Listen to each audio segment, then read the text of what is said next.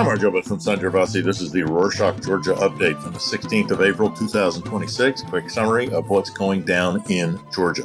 Very sorry we missed last week. This is combined from the past 2 weeks.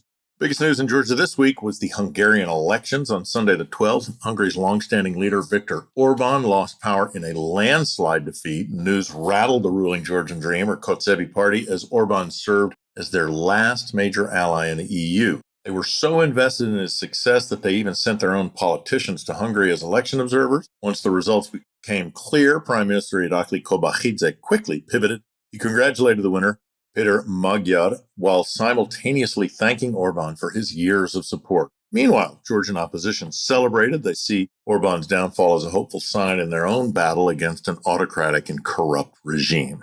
On Thursday the 9th, Georgia marked National Unity Day. This honors 21 peaceful protesters murdered by Soviet troops in 1989 while they demanded independence from the USSR. Their memorial stands right in front of Parliament, where pro-European demonstrators have been gathering for over 500 days now to protest the current pro-Russian regime. Early in the morning, a scuffle broke out between demonstrators and an unidentified group of people, most likely ruling party-affiliated thugs, otherwise known as Titushkebi. Later, when Prime Minister Kobakhidze and President Kavelashvili arrived to lay flowers in front of the memorial, demonstrators called them Russian slaves. On the same day, police detained a person in front of Parliament who was wearing a T-shirt with strong language involving Bidzina Ivanishvili. Court sentenced him to 10 days in prison. Other news: on Sunday the 5th, Georgia forcibly deported Azerbaijani journalist Afgan Sadikov, ignoring a European court order that forbade his removal due to a risk of torture in Azerbaijan. Sadikov, a vocal critic who faced politically motivated fraud charges in Baku, was also active in Georgia's pro-European protests. Police raided his home late Saturday, and a court held an emergency hearing ordering his deportation at 4 a.m. on Sunday. He was found guilty of administrative offense for insulting police in a Facebook post. Authorities say that the European court's ruling was no longer applicable since Azerbaijan dropped charges against Sadikov several days before.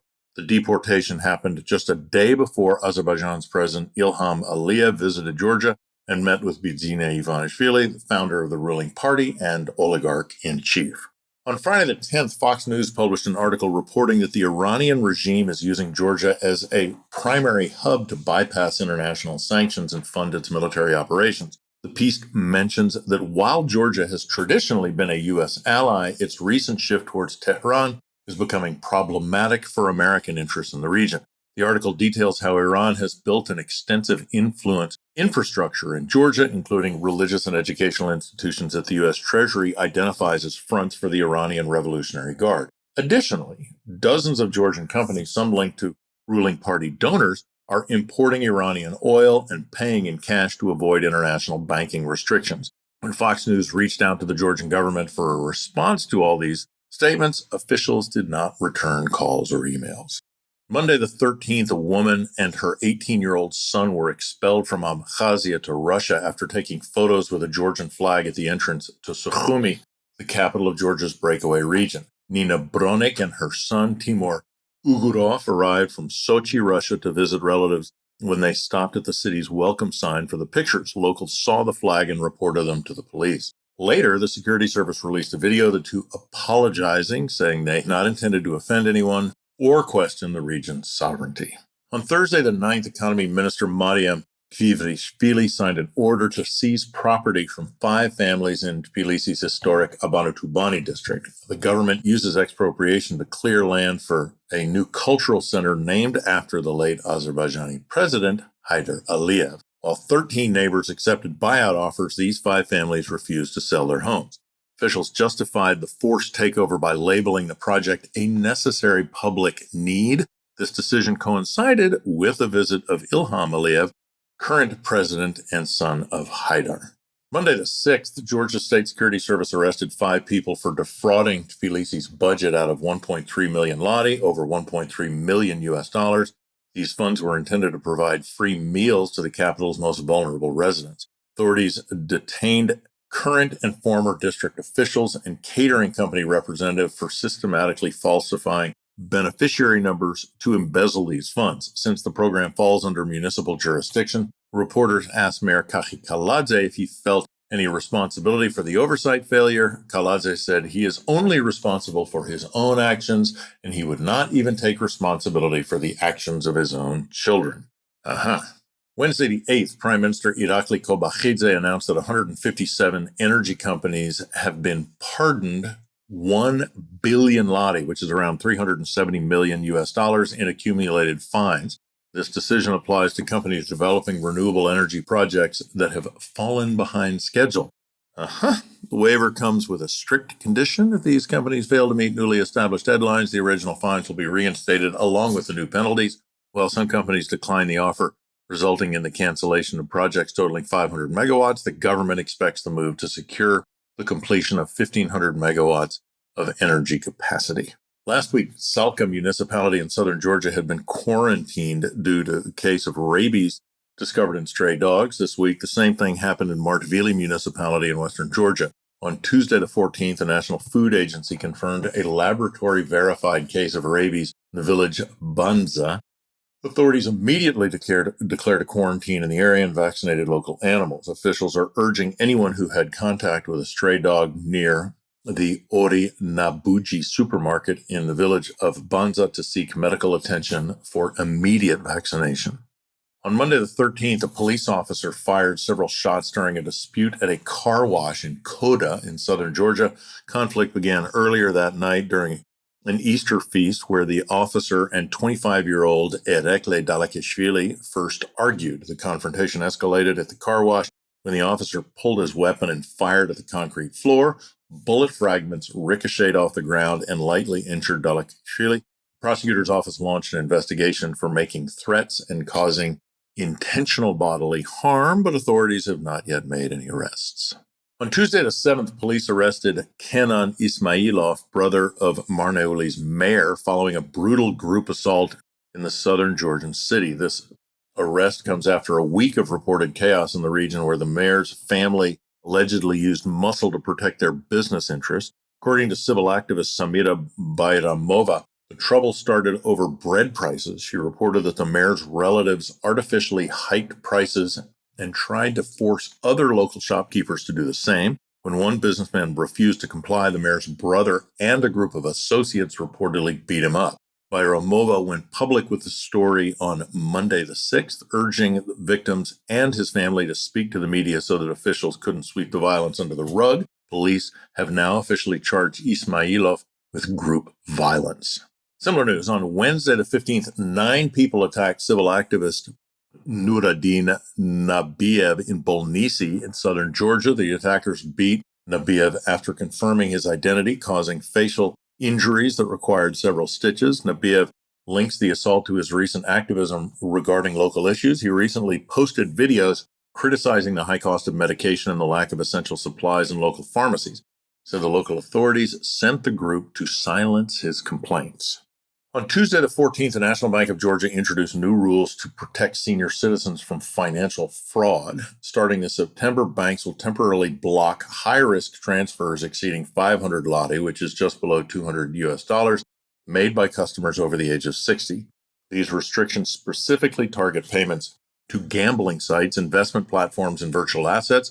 If a bank flags a transaction as suspicious or unusual, they must contact the customer to explain the risks. This creates a 48-hour waiting period, giving the person time to reconsider before confirming the payment. Officials designed this policy to prevent scammers from manipulating vulnerable people into losing their savings through digital schemes. On Wednesday the 15th, parents of children with Duchenne muscular dystrophy held a demonstration outside the government administration building. These families have demanded a meeting with the Prime Minister for days, yet officials continue to ignore them. During the latest rally, police blocked them from entering the building. The group announced a continuous 24-hour protest starting on Monday. They seek immediate funding for specialized medication to treat this fatal genetic disorder. Without these essential treatments, people with this disease rarely survive past the age of 20. On Wednesday the 8th, Ukraine appointed Zura Adeshvili, Georgia's former Minister of Justice and Prosecutor General, to lead its Department of International Police Cooperation. This role places him in charge of the country's Interpol operations. This is ironic since the Kotzebue sought his arrest through international channels immediately after taking power. While Interpol issued a red notice for Adeshvili in 2013, the agency canceled the search in 2015 because of his refugee status. Although Tbilisi still wants him for municipal criminal convictions, he has spent years advising the Ukrainian government. Now, the man the Georgian authorities consider a fugitive will oversee the system used to track and extradite international criminals. Adeshvili was the one who designed and built Georgia's system of what they called plea bargaining, which was really ransoming civilians using the language of the judiciary. It was this system of human rights abuse that led the Kotzebue winning electoral power in 2012 and 13. On Monday the 6th, the Defense Ministry submitted a bill to Parliament to prevent citizens from using their absence from Georgia to avoid military service. The new rules state that a summons will be counted as legally delivered 7 days after appearing on the ministry's official website.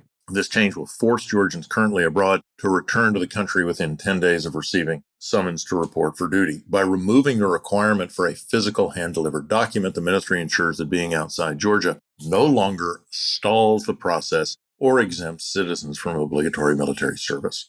On Tuesday the 7th, the opposition party Lelo proposed renaming the yet unfinished Anaklia deep-sea port after Donald Trump. Party leader Irakli Kupradze said that Georgia must secure its spot on the hilariously named Trump Road, a strategic transit route connecting Armenia and Azerbaijan that emerged from the U.S.-brokered peace deal. Lelo wants the port to become the country's top priority, run specifically by American and transatlantic financial institutions, rather than Chinese or Russian state companies, who are, by the way, in the lead. They think that tying Anaklia to Trump's signature regional project provides the political guarantees Georgia needs for real security. They are deluded. On Tuesday the 14th, Elena Bedwell published an article for OC Media detailing a sharp decline in Georgia's tourism industry. Local businesses now report a 30 to 70% drop in customers, a slump Bedwell attributes to the ongoing war in Iran. Conflict has disrupted Middle Eastern flight paths, scared off high-spending travelers who typically drive a significant portion of the country's revenue. Financial analysts already cut tourism forecasts by $100 million, warning that a prolonged war could cause even deeper losses. Although the government actively markets to Chinese tourists to fill the gap, struggling hotel and restaurant owners fear the economic impact could soon mirror the pandemic. Link to the full English language article in the show notes. And that's it for this week. Thanks for joining us. Anything to tell us, info@rorschach.com. Again, sorry for missing last week. Nachamdis.